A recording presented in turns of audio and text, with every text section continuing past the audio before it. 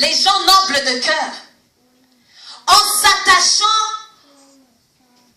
aux bons principes de la vie, tu vas trouver que c'est ainsi que tu vas attirer la faveur de Dieu sur ta vie.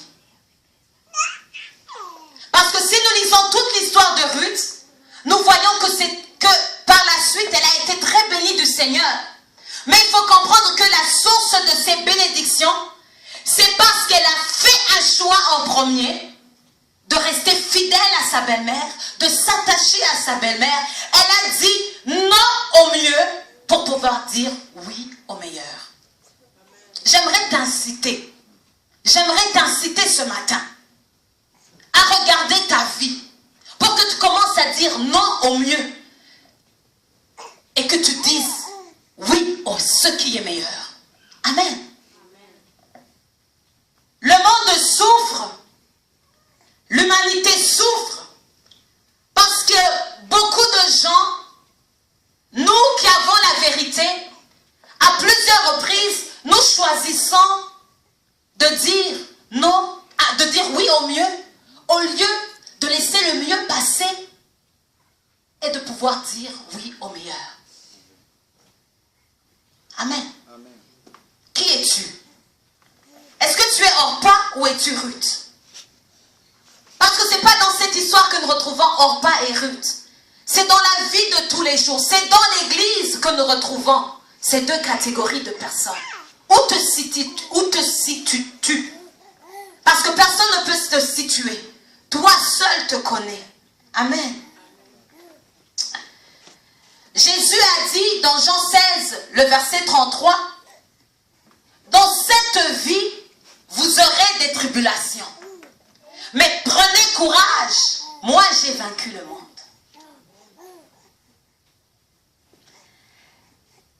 C'est pas dans les circonstances faciles. C'est pas dans les circonstances faciles que tu vas pouvoir reconnaître si tu es Orpa ou si tu es Ruth. Mais c'est dans des circonstances difficiles quand tu vas pouvoir te regarder et dire je vois des qualités de Ruth dans ma vie. Je vois que je suis fidèle. Ou alors tu vas voir non, je ne suis pas fidèle. Je choisis toujours le billet qui coûte le moins cher. Ce qui demande le moins de sacrifice. Ce qui demande le moins de disponibilité. Hein? Les Orpas aiment les choses faciles. Qu'est-ce que tu aimes? Est-ce que tu aimes les choses faciles ou tu es une personne de vision, une personne de caractère?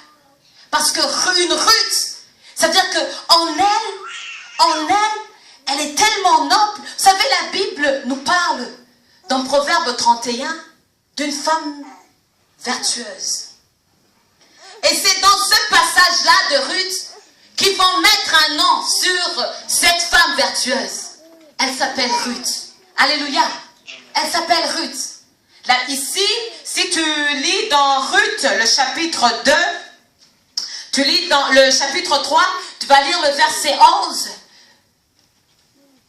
La Bible déclare, « Car toute la porte de mon peuple sait que tu es une femme vertueuse. » Alors j'aimerais te montrer encore plus en profondeur la virtuosité de Ruth.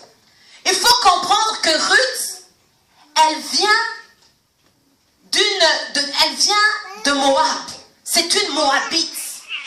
Si tu as lu ta Bible dans Nombre, dans Exode, tu vas comprendre que Moab n'avait pas une bonne réputation en Israël. Je vais t'expliquer pourquoi. Lorsque Israël avait quitté l'Égypte, ils sont arrivés à Moab et ils ont demandé du pain et de l'eau. Ils ont demandé de pouvoir passer pour continuer leur chemin et Moab a refusé. Alors c'est là que nous retrouvons l'histoire de Balaam et de Balak. Vous connaissez l'histoire. Hein? Donc que Balaam a été appelé pour maudire Israël. Alors si nous retournons en arrière, je vous explique encore plus d'où viennent les Moab. C'est lorsque Lot, après la destruction de Sodome, Vous savez, il était resté avec ses 2 filles. N'est-ce pas? Vous vous souvenez de cette histoire? Et lorsque Lot était resté avec ses 2 filles, ces 2 filles l'avaient enivré et ont fait des enfants avec leur père, Lot. Et l'un des enfants et l'un des peuples qui est sorti de ces unions, c'est ceux-là dont je parle aujourd'hui. Les gens de Moab. Alléluia. Est-ce que vous me suivez? Alors, des années plus tard, vous comprenez qu'il y a une parenté entre Israël et les gens de Moab. Parce que Lot était le neveu d'Abraham. Vous connaissez l'histoire? Hein? Vous ne connaissez pas l'histoire. Si vous ne connaissez pas l'histoire, retournez dans vos Bibles et lisez l'histoire. Lot était le neveu d'Abraham. Et nous allons même voir Abraham intercéder pour que Dieu ne détruise pas Sodome. N'est-ce pas? Alors, imaginez-vous que des années plus tard, les Israélites vont essayer de passer et des gens qui étaient censés pouvoir les aider, ils vont refuser de les aider. Et après cela, nous retrouvons dans Deutéronome, il est écrit que nous allons lire ça, dans Deutéronome 25. Allez dans Deutéronome 25. Dis à quelqu'un, où est ta Bible? Demande à quelqu'un, où est ta Bible?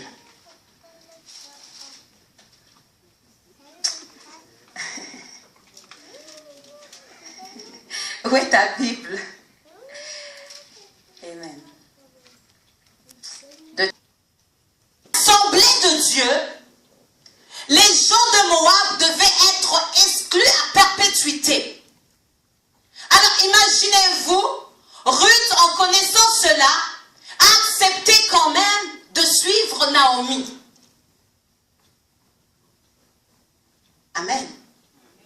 Elle a accepté de suivre Naomi vers un peuple chez lequel elle savait qu'elle ne serait pas bien traitée, c'est sûr.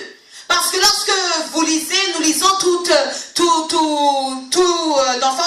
le livre de Ruth, tu vois qu'ils vont toujours la désigner. C'est Ruth la Moabite. C'est une étrangère. Non seulement une étrangère, mais la Moabite. La personne qui devait être exclue de l'assemblée de Dieu. Ce qui nous montre encore plus la grâce de Dieu. Que même une Moabite peut trouver la faveur devant Dieu. Jamais la naissance. Dieu ne regarde jamais comment tu as commencé ta vie. Hein? Mais c'est la noblesse de ton cœur.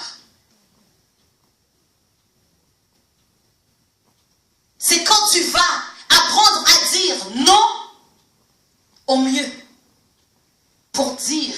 pour pouvoir dire oui au meilleur dans le futur.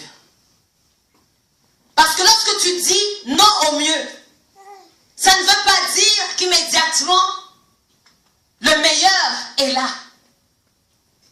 Parce que tu peux dire non au mieux et attendre 10 ans pour pouvoir dire oui au meilleur. Tu peux dire non au mieux aujourd'hui, en 2014, mais le meilleur, tu vas le voir en 2024. Mais Dieu travaille toujours avec des gens de caractère. Avec des gens qui n'ont pas peur de s'attacher à lui et de s'attacher à lui fermement. Alléluia. Amen. Dieu travaille avec des gens pareils. C'est des gens pareils dont nous avons besoin et dont Dieu a besoin pour le royaume. C'est des gens pareils dont l'Église a besoin. Alléluia. Des gens pareils. Il y a une chose qui fait mal dans le corps de Christ, je vais le dire, parce qu'en tant que pasteur, des fois nous devons dire des choses qui ne sont pas faciles à dire. Tu vas voir des gens consacrés à Dieu, surtout les filles. Laissez-moi parler de nous les filles, je suis une fille donc ne vous inquiétez pas. Surtout nous les filles. Tu vas voir une fille consacrée à Dieu, hein, qui aime le Seigneur, qui œuvre pour Dieu, alléluia, amen. Elle a l'air vraiment très clean. Elle a l'air vraiment waouh. Et un jour, quelque chose commence à changer.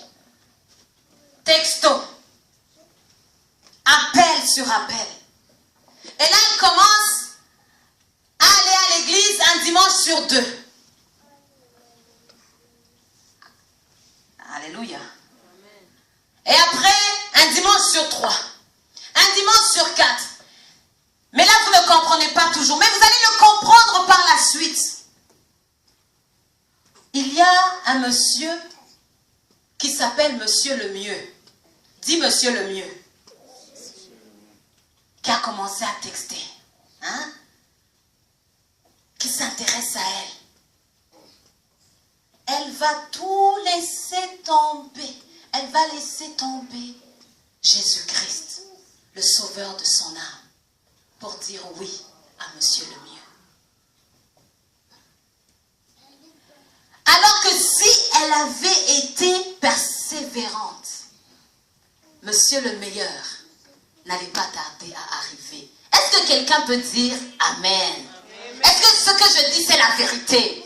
Parce qu'on est-ce que je dis n'est pas la vérité? Est-ce que ce que je dis c'est la vérité? Est-ce qu'on ne l'avons pas vu? Monsieur le Mieux, des fois il vient habillé en costume, il est très beau, il est très clean, hein? Peut-être qu'il conduit une belle voiture. Et ta foi commence à chanceler à cause de Monsieur le Mieux.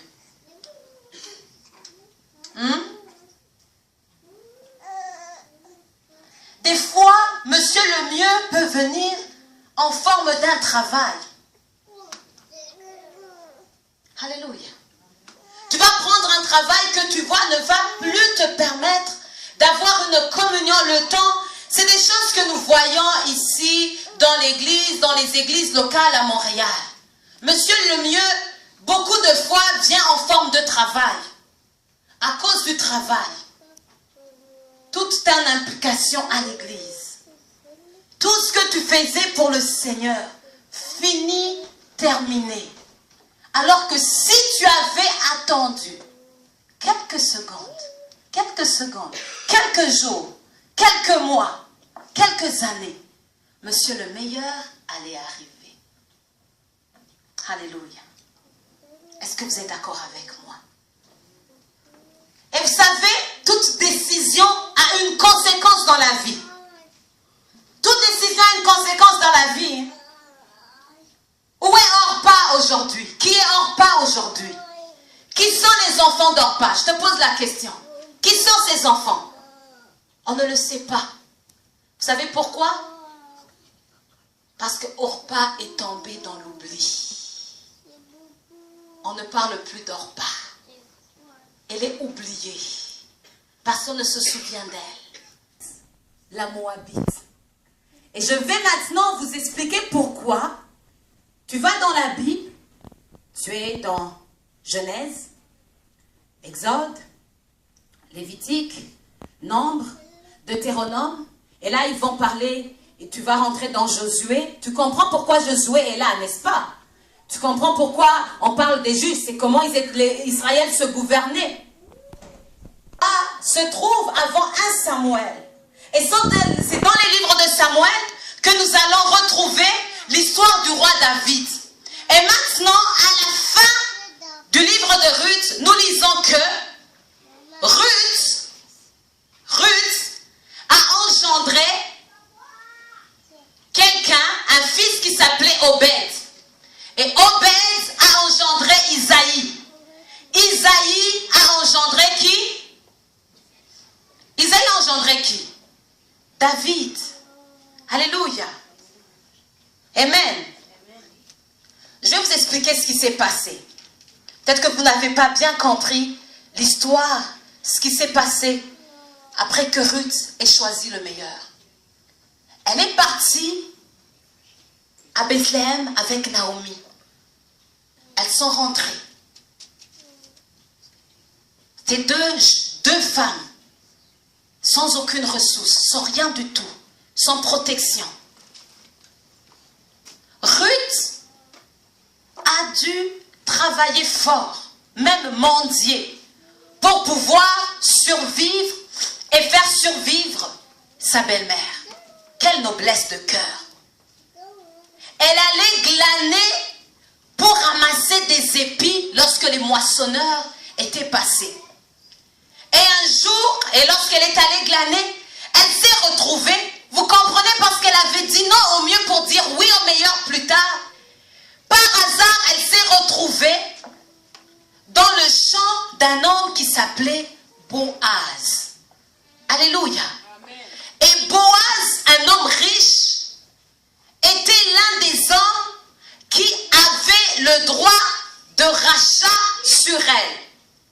Donc c'est le droit de rachat, c'est quelque chose que tu peux comprendre en allant dans ta Bible et en lisant, je pense dans Deutéronome 25. Lorsqu'en Israël, l'un des deux frères mourait, son autre frère avait le devoir de racheter la femme de son défunt frère. Donc si tu ne le faisais pas, tu t'exposais au mépris. En d'autres mots, tu devais racheter cette femme-là. Qu'est-ce qui se passait? La femme, elle te disait, il faut que tu me rachètes, mon mari n'est plus. Parce qu'il fallait, si l'homme était parti sans laisser de fils, donc il fallait que l'homme, le frère qui restait, épouse sa belle-sœur pour qu'il puisse continuer le nom du défunt s'il n'avait pas laissé de fils. Donc ça veut dire que le premier fils qui naissait de cette union portait le nom de son père défunt. Est-ce que vous comprenez? D'enfant de son oncle, étant donné qu'il était conçu par le frère donc c'était deux frères. Donc si deux frères, l'un meurt et que tu fais un enfant avec sa veuve, donc c'est ton fils, mais c'est pas ton fils parce qu'il devait porter le nom de l'ancien mari, le frère du vivant. Il devait porter son nom. Est-ce que vous comprenez ce que je veux vous dire? N'est-ce pas? Alors, par hasard, Ruth s'est retrouvée dans le champ d'un homme qui était appelé Boaz. Et Boaz avait le droit de rachat sur Ruth. Et il y a une chose que tu vas comprendre. Ici au chapitre 2, c'est Boaz qui va parler à Ruth, qui va lui dire, « Ah, mais tout le monde en Israël parle de toi. Dis à quel point tu es une femme vertueuse. Dis à quel point tu as quitté ta famille, tu as tout laissé derrière toi pour suivre ta belle-mère Naomi. Maintenant, tout le monde parle de toi. Waouh! Donc ça veut dire que Ruth a fait une belle chose, que tout le monde en Israël s'est mis à parler d'elle. Alléluia. Laisse-moi te dire une chose. Dire non au mieux pour dire oui au meilleur n'est pas facile. N'est-ce pas? Mais dire oui au mieux et tu laisses passer le meilleur, qu'est-ce que tu vas avoir? Qu'est-ce que tu as? Mais lorsque tu dis non au mieux, pour pouvoir dire oui au meilleur, les autres vont te chanter. Est-ce que je peux vous donner un autre exemple d'un monsieur qui a su dire non au mieux pour pouvoir dire oui au meilleur? Il y a quelques semaines, nous avons célébré, on n'a pas célébré, mais c'était Nelson Mandela est mort et on l'a enterré. Si vous suivez, si vous avez lu son autobiographie, vous allez comprendre que Nelson Mandela n'a jamais voulu être un homme politique. Il n'avait pas préparé ça. Mais tellement il voyait des gens souffrir, il a voulu aider les gens qui souffraient dans son pays, qu'il s'est retrouvé à la tête du parti. Et il a dit non au meilleur, parce que vous comprenez que il pouvait dire oui à certaines choses, il aurait eu une position politique, et leur peuple, son peuple, n'aurait pas reçu l'indépendance. Mais il a dit non au mieux, il a renoncé à sa vie. Il a renoncer à sa vie. Et vous avez vu comme ce qui s'est passé il y a quelques semaines. Le monde entier a parlé de lui. Tout le monde était concerné. Toutes les télévisions diffusaient son enterrement. Tous les grands leaders de ce monde étaient allés l'enterrer. Waouh! Waouh! Pourquoi? Parce qu'il a su dire non au mieux pour dire oui au meilleur. C'est pour cela que si tu choisis le mieux, au lieu de fermer les yeux sur le mieux et attendre le jour de Dieu pour dire oui au meilleur, tu auras raté beaucoup de choses. Alléluia. Est-ce que toi qui es présent ce matin, tu peux être parmi ces personnes qui renoncent à dire oui tout le temps au mieux? Nous vivons dans une génération qui dit tout le temps au mieux. Où est Dieu? Où voyons-nous Dieu dans la vie de nos amis? Vous regardez ce qui se passe ici à Québec. Au Québec, est-ce que vous voyez Dieu dans plusieurs vies? Non, on ne voit pas Dieu. On voit juste que la distraction.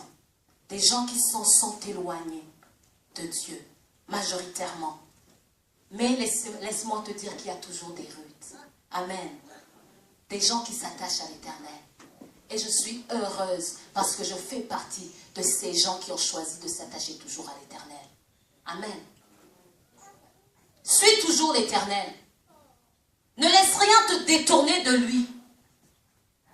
Parce que le mieux est passager. Mais si tu choisis le meilleur, tu auras un héritage éternel. Alléluia. Allons dans Matthieu. Nous allons lire le 19e chapitre de Matthieu. Matthieu 19, le verset 27. Et on va regarder l'héritage de ceux qui ont choisi de dire oui au meilleur. Pierre, prenant alors la parole, lui dit: voici, nous avons tout quitté et nous t'avons suivi. Qu'en sera-t-il pour nous? Jésus leur répondit: je vous le dis en vérité, quand le Fils de l'homme, au renouvellement de toutes choses, sera assis sur le trône de sa gloire, vous qui m'avez suivi, vous serez de même assis sur 12 trônes et vous jugerez les 12 tribus d'Israël. Et quiconque aura quitté à cause de mon nom ses frères ou ses sœurs, ou son père ou sa mère, ou sa femme, ou ses enfants, ou ses terres, ou ses maisons, recevra le centuple et héritera la vie éternelle. Plusieurs des premiers seront les derniers, et plusieurs des derniers seront les premiers. Alléluia. Vous savez, on parcourt pour être la première, mais la Bible déclare qu'elle sera la dernière. Alléluia. Mais Ruth, elle qui choisit la noblesse, qui choisit le meilleur, qui choisit de ne pas abandonner sa belle-mère, elle hérite d'un héritage éternel. J'aimerais te dire que ton héritage est éternel. Si tu choisis toujours le meilleur, ton héritage sera éternel. Est-ce que tu peux dire Amen? Amen. Est-ce que tu peux le recevoir dans le nom de Jésus-Christ? Je le reçois. Mon héritage sera éternel. Personne ne peut m'ôter mon héritage. C'est une histoire, une très belle histoire, l'histoire de Ruth. Boaz a finalement épousé Ruth. Et en aucun cas, on nous dit que c'est parce qu'il a apprécié la beauté de Ruth. Mais c'est la virtuosité qui était dans Ruth qui a poussé Boaz à épouser Ruth. Parce qu'il faut comprendre qu'en épousant Ruth, en achetant le terrain, les terres de Naomi, Parce qu'il fallait acheter les terres de Naomi. Et en achetant les terres de Naomi, c'est une longue histoire, lisez tout le chapitre. Je ne peux pas rentrer, on n'a pas de temps pour que je puisse rentrer dedans. Dans le fond, il a acheté ça pour le fils qui allait naître de sa relation avec Ruth. Lui, il ne gagnait rien. S'il avait eu des enfants auparavant, il n'allait rien gagner ses enfants. Hein? Mais il a épousé Ruth parce qu'il a été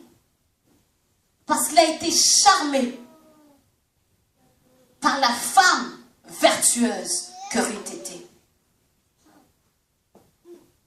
Nous passons beaucoup de temps à prendre soin de nous-mêmes, de notre apparence, mais à la fin, ce qui attire la faveur de Dieu, ce n'est pas l'apparence, mais c'est le cœur. Alléluia.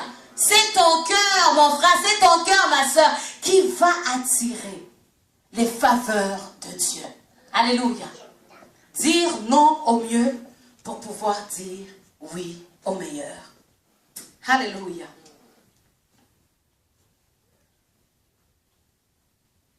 On nous parle d'un autre homme dans la Bible. D'un autre homme qui avait un bon cœur. C'est le roi David.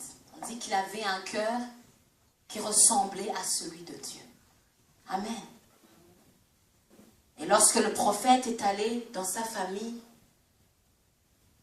dit que Isaïe avait beaucoup de fils qui étaient beaux. Et le prophète pensait à chaque fois que c'était l'un de ses fils. Mais à chaque fois, Dieu disait, non, ce n'est pas celui-là. Non, ce n'est pas celui-là. Mais David, qui était loin, celui qui avait un cœur de berger, celui qui avait un cœur de donner, celui-là qui avait un cœur de prendre soin des autres, lui regarde là que les autres ne regardent pas. Le cœur, ton cœur, c'est ce qui va faire que tu vas choisir le meilleur et que tu vas laisser passer le mieux.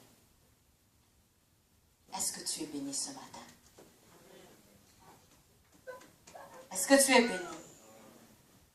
Est-ce que nous qui sommes présents ici, pouvons-nous faire le choix de toujours choisir le meilleur? Laissons passer le mieux. Laissons ceux qui dorment dormir. Laissons ceux qui sont occupés être occupés. Prions pour eux. Mais nous continuons à choisir le meilleur. Alléluia. J'aime cette parole qui dit, Marie a choisi la bonne part. La part qui ne lui sera jamais ôtée. Beaucoup de choses de ce monde peuvent un jour t'être ôtées. Mais Dieu dans ta vie, personne ne peut l'ôter. La faveur de Dieu sur ta vie, personne ne peut te la prendre. Alors choisis l'Éternel. Choisis l'Éternel. Ruth, en s'attachant à Naomi, elle s'est attachée à l'Éternel. Elle a dit que l'Éternel me traite dans toute sa rigueur. Si jamais j'en viens à t'abandonner, je ne peux jamais t'abandonner. Je vais rester avec toi. Ruth voyait bien que Naomi n'avait pas de fils. Ruth voyait bien que Naomi n'avait plus rien. La Bible dit que lorsque Naomi est arrivée à Bethléem, les gens ont dit, oh voilà c'est Naomi. Elle a dit, non, ne m'appelez plus Naomi. Mon nom c'est Mara. Parce que le Tout-Puissant m'a rempli d'amertume. Naomi n'avait plus rien. Elle n'avait plus rien. Ruth a choisi de suivre une femme qui n'avait plus rien. Pour ne pas abandonner sa belle-mère. Mais en faisant cela, elle s'attachait à sa destinée. Alléluia. Il y a certaines décisions que tu devras prendre dans ta vie. Des décisions difficiles. Des décisions difficiles.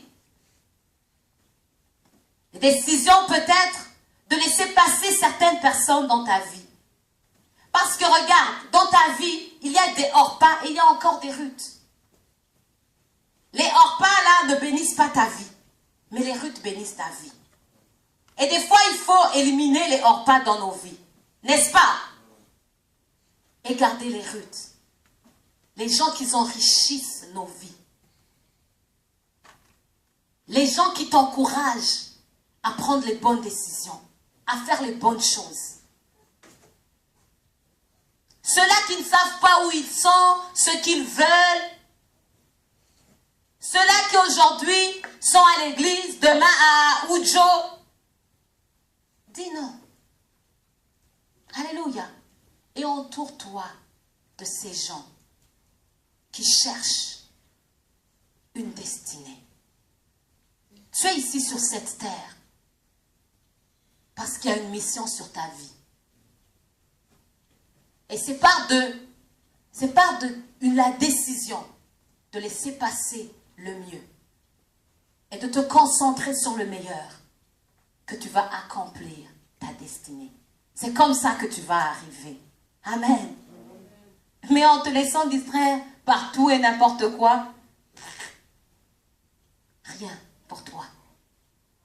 Partout où l'évangile est prêché, partout où la Bible est distribuée, le nom de Ruth est écrit à jamais. Alléluia. Parce qu'un jour, elle a pris la bonne décision. Amen. Amen. Est-ce qu'on peut acclamer le Seigneur pour ça? Nous avons reçu Jésus-Christ un jour. Et c'est à nous de le partager avec les autres. Alléluia. Mais des décisions, nous devons en prendre maintenant. Nos priorités, nous devons les établir. L'année vient de commencer. Établis tes priorités. C'est quoi tes priorités? Est-ce que c'est le mieux ou est-ce que c'est le meilleur? À qui irions-nous, Seigneur? C'est toi qui as les paroles de la vie. Et ceux qui ont choisi, qui m'ont suivi, ils ont un héritage sûrement, dit le Seigneur. Amen. Parce que tout serviteur de l'Éternel a un héritage au nom de Jésus-Christ. Alléluia. Est-ce que nous pouvons nous lever?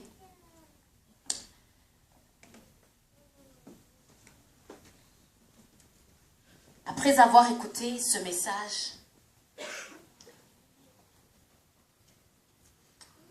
il y a quelque chose que tu entends dans ton cœur. Il y a même une décision qu'il faut que tu prennes.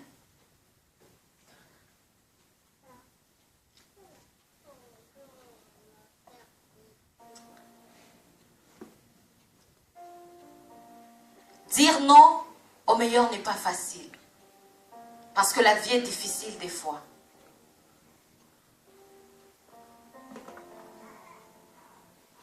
Dire non au mieux n'est pas facile. Parce que nous portons la chair. Et la chair veut toujours ce qui est mieux pour elle.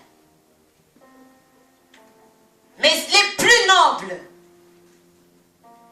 d'attendre et de pouvoir choisir le meilleur. Le meilleur commence toujours en choisissant Jésus-Christ comme notre Sauveur et comme notre Maître. Si tu es rentré ce matin à l'église et que tu n'as pas encore reçu Jésus dans ta vie comme Seigneur et Maître, ne quitte pas sans prendre la décision de le suivre. Lorsque tu vas rentrer à la maison, prends ton temps. Lis toute l'histoire de Ruth et examine ta vie. Regarde, c'est quoi les décisions qu'il faut que tu prennes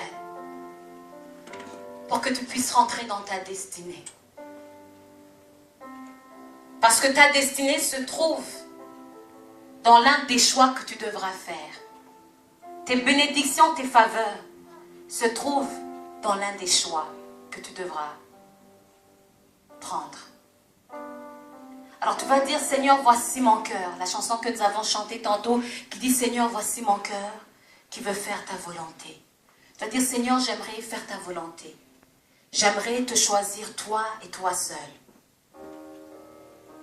Alléluia. Seigneur, voici mon cœur, voici mon âme. voici ma vie devant toi.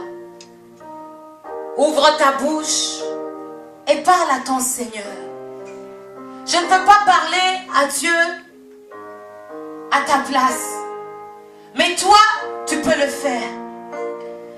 Seigneur, voici mon cœur qui veut faire ta volonté. Seigneur, voici mon cœur qui veut faire ta volonté. Seigneur, voici mon cœur qui veut faire ta volonté. Seigneur, voici mon cœur qui veut faire ta volonté, ta volonté.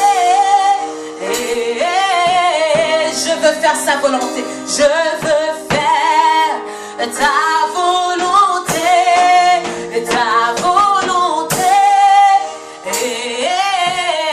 Toujours choisir le meilleur et faire la volonté de Dieu. Oui, Seigneur, ta volonté. Alléluia. Fais ta volonté. Oh Seigneur, révèle-moi ta volonté pour que je puisse, Seigneur, à jamais choisir d'accomplir ta volontaire dans toutes les situations, Seigneur. Que rien ne m'empêche, Seigneur, oh, à prendre la bonne décision. Oh oui, Seigneur, de choisir le meilleur en toutes choses. Oui, ta volonté. Je veux faire ta volonté, ta volonté.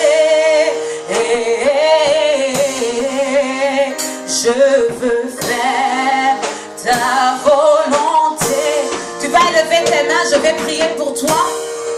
Seigneur, je prie pour chaque personne présente ce matin à l'église de la transformation. Je prie, Seigneur, qu'un esprit de rude, Seigneur, leur soit accordé. Un esprit comme celui qui était, Seigneur, dans la vie de cette jeune femme. Un esprit de s'attacher à toi. Un esprit de noblesse de cœur. Un esprit qui dit que pendant la pluie, pendant la neige, pendant l'hiver, pendant toutes les circonstances de la vie, rien ne m'empêchera à suivre mon Dieu. Rien ne m'empêchera à prendre la bonne décision de toujours choisir le meilleur et non jamais aller m'attacher au mieux qui ne mène à rien. Je suis un enfant de destinée, dit le Seigneur. Tu es un enfant de destinée, dit le Seigneur. Alors choisis le meilleur. Laisse passer le mieux. Laisse passer le mieux. Laisse à ce qui t'attache. Laisse ce qui t'attache au mieux. Mais regarde ce qui peut te conduire vers le meilleur dans ta vie. Il y a une grande destinée. Il y a un grand appel sur ta vie. Mais tu te laisses beaucoup divertir par les circonstances de la vie, par les épreuves. Jésus a déclaré, j'ai vaincu le monde. Prenez courage. Alors prends courage, mon frère, ma soeur, au nom de Jésus-Christ. Choisis toujours ce qui est meilleur. Ne t'attarde pas à ce qui est mieux. Je bénis le Seigneur pour ta vie. Parce que ta vie est précieuse. Parce que ta vie a de la valeur. Parce que tu vas aller loin avec le Seigneur. Tu vas faire des exploits avec le Seigneur. Seulement si tu choisis de dire oui au meilleur et de renoncer à ce qui est mieux. Au nom de Jésus-Christ, nous avons prié. Tu as acclamé le Seigneur. Alléluia.